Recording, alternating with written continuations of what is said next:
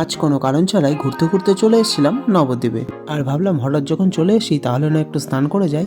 তাই আমরা টিকিট কাটতে দাঁড়িয়ে পড়লাম। আর টিকিট কাটা শেষে আস্তে আস্তে ব্রিজ ধরে নিচে নামতে শুরু করলাম। আর নিচে নামতেই দেখলাম যে একটা বোট অলরেডি চলে গেল, আর একটা আসছে।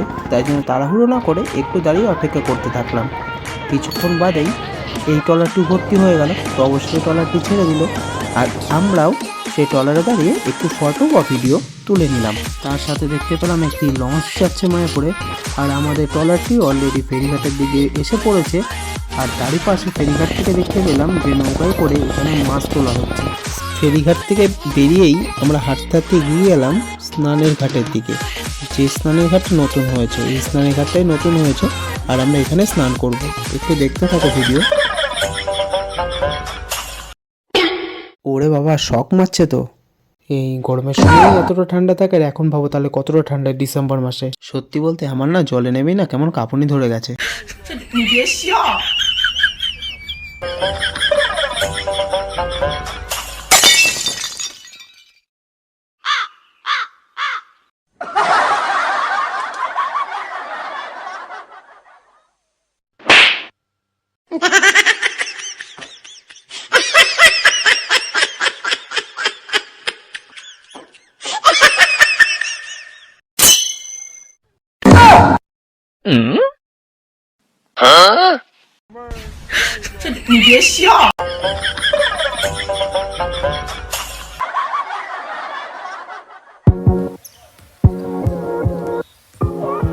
আর এইভাবে মজা করে করেই আমাদের স্নানটা কমপ্লিট করলাম।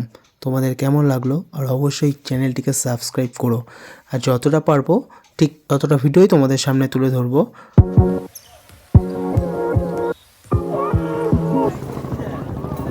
আজ আমি এসেছি নবদ্বীপের গঙ্গা। এ দেখো গঙ্গা। আর তার সাথে এখান থেকে একটা জিনিস দেখা যাচ্ছে কিছুটা, চলো তোমাদের জুম করে দেখাচ্ছি আমি।